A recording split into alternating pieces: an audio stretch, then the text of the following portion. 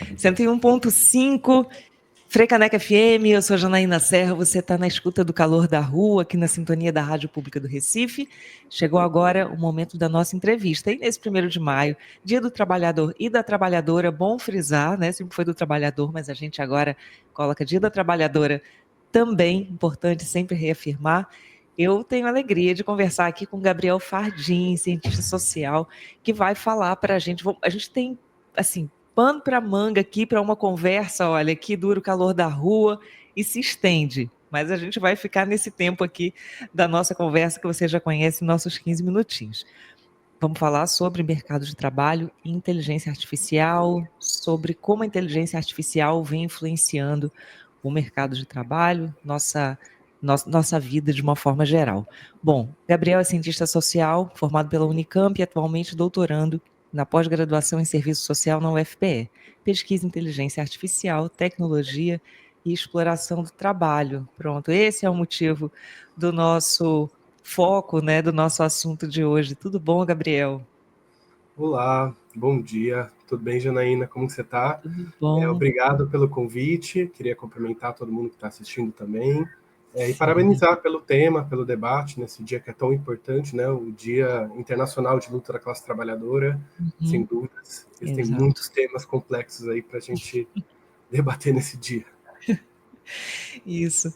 Eu quero lembrar aos nossos ouvintes, a gente está aqui na 101.5 FM, você nos ouve também pelo nosso site www.frecanecfm.org e, como o Gabriel falou, pelo nosso canal do YouTube, youtube.com/frecanecfm. E aí, já vou pegar seu gancho aqui, que você falou da luta por direitos trabalhistas, né? Então, eu queria falar dessas novas lutas sobre o trabalho na era da inteligência artificial. Queria que você falasse um pouco fizesse um panorama, né, para a gente dessas principais mudanças. Veja, eu acho que tem, por mais que seja uma tecnologia muito recente, a inteligência artificial, dentro de uma série de novas tecnologias que estão disponíveis hoje no mercado, enquanto meios de trabalho, ela acaba tocando temas sobre as relações de trabalho e para a classe trabalhadora que são muito caros e não são novos. Por exemplo, a precarização do trabalho, por exemplo, as jornadas de trabalho, né? A gente tem visto que não só o que a gente tem visto de mais disruptivo da inteligência artificial, como é o ChatGPT, as tecnologias da OpenAI, mas os próprios aplicativos utilizam algoritmos de inteligência artificial e a gente já tem visto um pouco do que significou para a transformação do trabalho, a implementação dessas tecnologias na vida dos trabalhadores, né? Então, os entregadores da iFood, os motoristas da Uber, já vêm se relacionando com a inteligência artificial, com os algoritmos, com essas novas tecnologias, já nos últimos anos, e tem colocado muitos dilemas, né?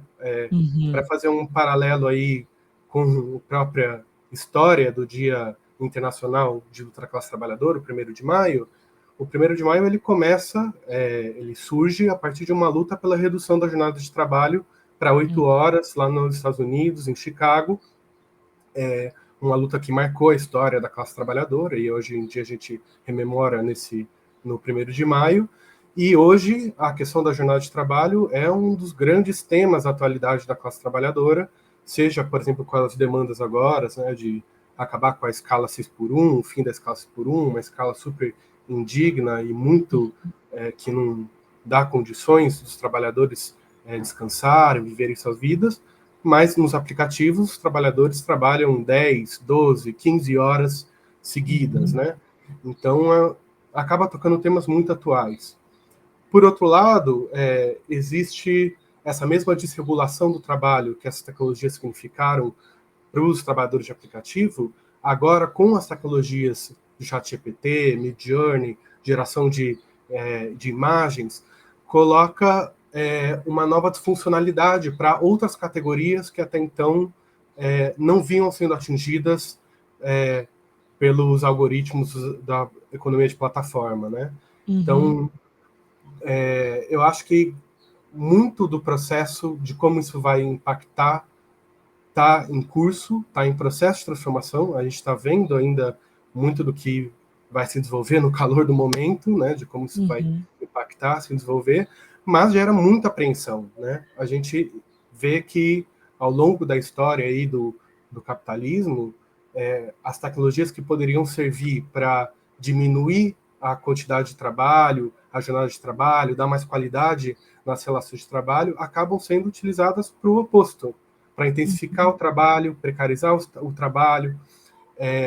Então, obviamente que todas as categorias de trabalhadores, de designers, produção de conteúdo escrito na internet, jornalistas, né, também no mercado editorial, enfim, tem uma gama enorme do mercado de trabalho que vê com muita apreensão como as inteligências artificiais, as tecnologias que estão sendo desenvolvidas vão interferir no seu trabalho e no cotidiano da vida desses trabalhadores, né?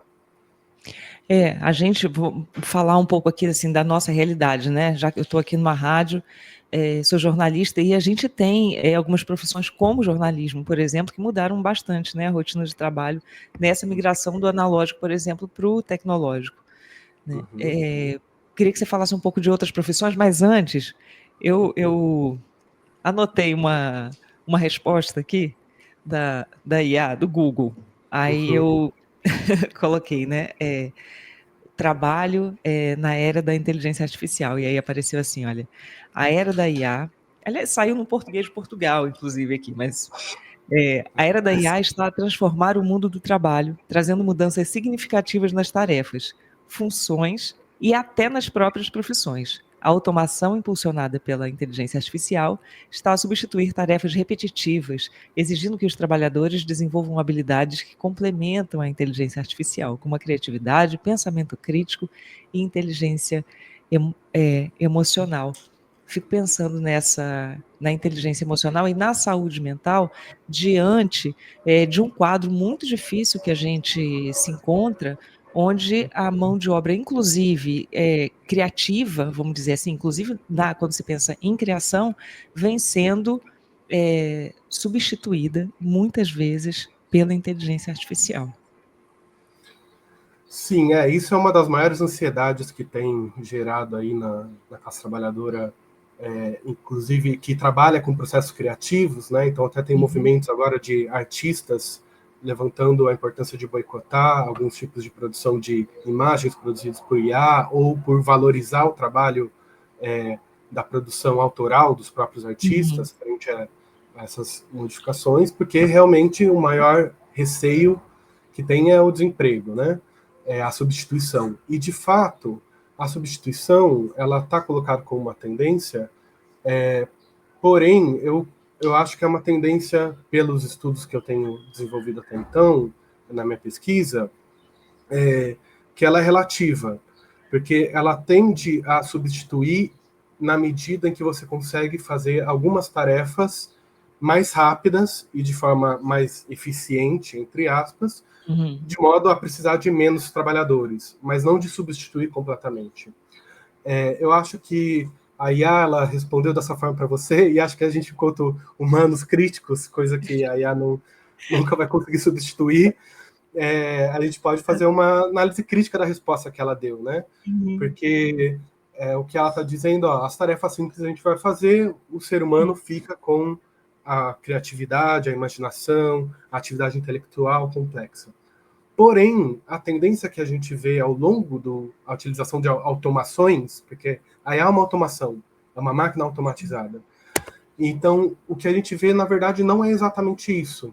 Pelo contrário, é o trabalhador se tornar um acessório da automação. O capitalismo ele surgiu criando máquinas automatizadas na indústria, né, ligadas ao trabalho manual, e na divisão do trabalho, acabou que as atividades de trabalho intelectual, né, imaginativo, criativo, preservou uma autonomia, porque era uma atividade que não poderia ser automatizada. Mas agora as inteligências artificiais questionam isso. E a gente vê atividades intelectuais, como escrever um texto, produzir uma imagem, fazer um relatório, uma apresentação, né, passam a ser automatizadas. E já tem uma tendência inicial no mercado de transformar esses trabalhadores que eram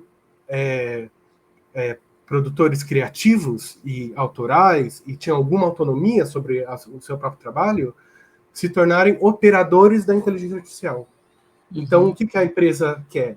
Uma empresa do ramo de design, por exemplo, que agora vai utilizar a inteligência artificial. O que ele quer do seu trabalhador? Que eles saibam operar bem a inteligência artificial. Eles saibam escrever bons prompts, né? Aquilo que você escreve, isso que você escreveu para ele ter uma resposta, é prompt. Então, você tem que saber operacionalizar essa inteligência artificial para que ela te dê o produto melhor e adequado para a sua função no trabalho.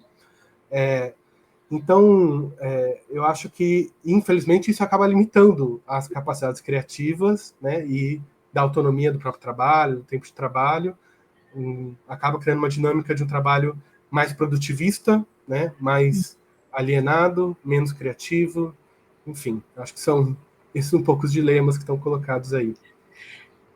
O uso ético, né, na verdade, da inteligência artificial tem, né, eu aqui, né, também tenho que tomar muito cuidado para não parecer que estou rechaçando a inteligência artificial e seu uso, não é isso, né, mas lembrando que é o uso ético, né, passa por essas questões todas, né, a gente tem câmeras de monitoramento e você tem, por exemplo, discussões, né, de quem acompanha o uso da IA, por exemplo, com assim, olha, é importante, mas não está reproduzindo um sistema racista, né? Então, enfim. Sim. A inteligência artificial é uma ferramenta. A gente tem que ver ela dessa forma. Eu mesmo utilizo muito inteligência artificial. Já estive em projetos, inclusive, interessantes ligados à inteligência artificial.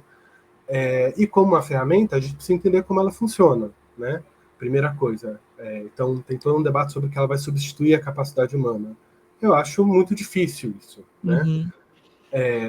Agora, como toda ferramenta, ela pode ser utilizada para distintos fins, né? Então, quando a gente, pela nossa livre e espontânea vontade, utiliza essa ferramenta para facilitar o nosso trabalho, é extremamente interessante, produtivo, economiza tempo, facilita a nossa atividade, e eu acho que é uma coisa que, com certeza, não cabe demonizar a tecnologia em si, né? Agora, por outro lado, nem todas as utilizações dessa ferramenta, e eu acho que, infelizmente, no mundo que a gente vive, talvez a maioria da utilização dela não esteja sob o domínio de quem vai, de fato, operacionalizar isso, né? Então, isso é uma questão que eu acho que é o centro de onde a gente tem que ficar atento, sobre quem que vai dominar essa tecnologia.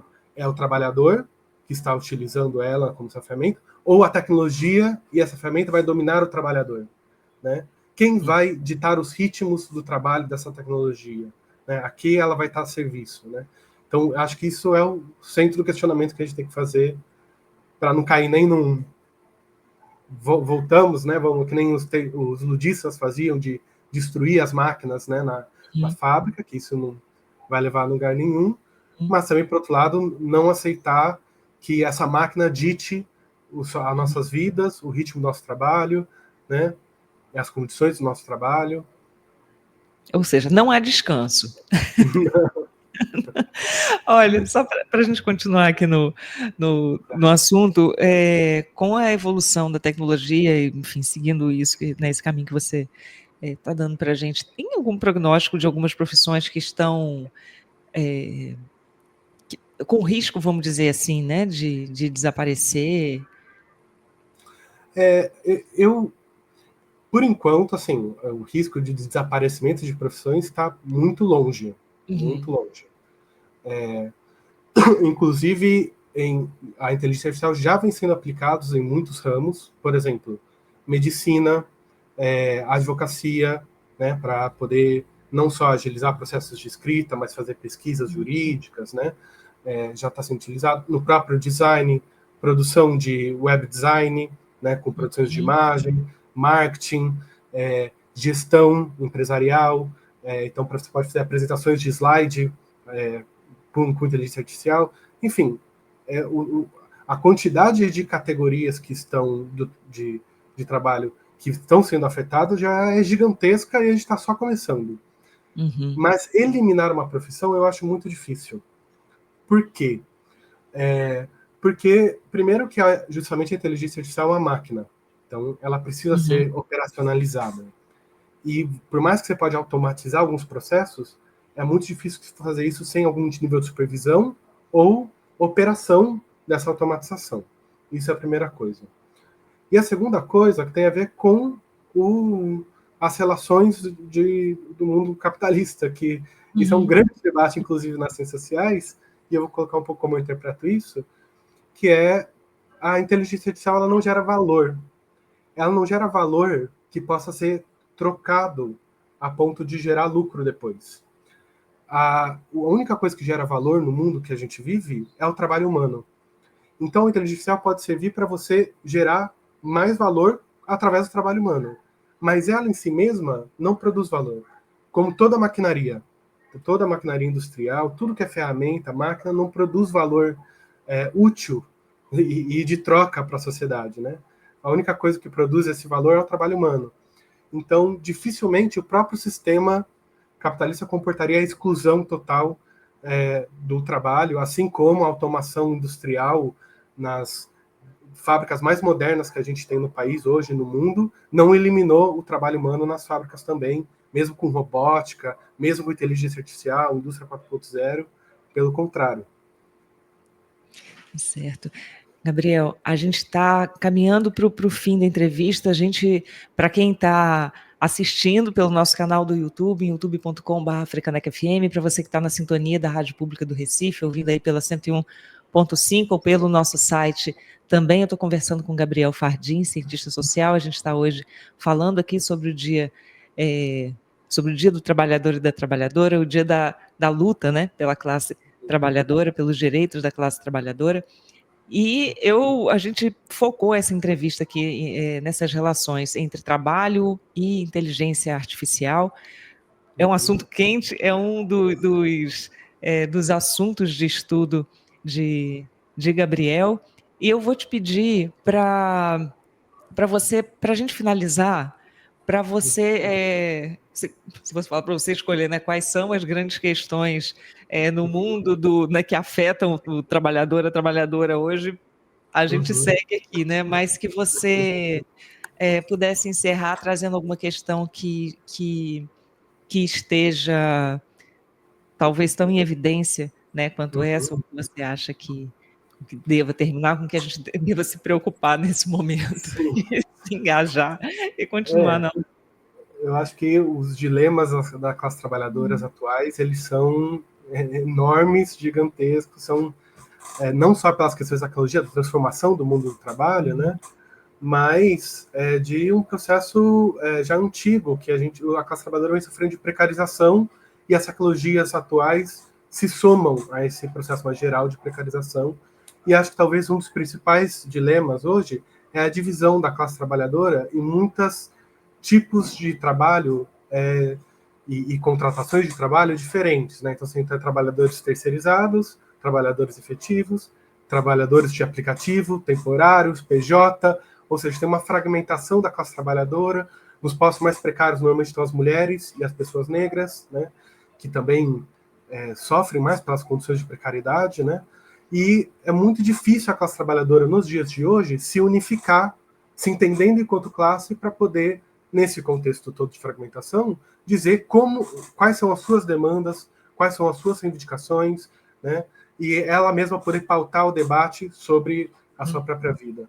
Então, eu acho que esse é o principal dilema que está colocado hoje, essa unificação da classe trabalhadora, confiando na sua própria força, para, inclusive, não permitir que as novas tecnologias entrem, ditando o ritmo do seu trabalho de forma autoritária, e eles mesmos possam dizer como deve ser o seu trabalho, e essa tecnologia seja a serviço de melhorar as condições de trabalho e de diminuir a jornada de trabalho, diminuir a quantidade de trabalho, ou seja, melhorar as nossas vidas e não o contrário. Então, eu acho que esse é o principal dilema aí da atualidade.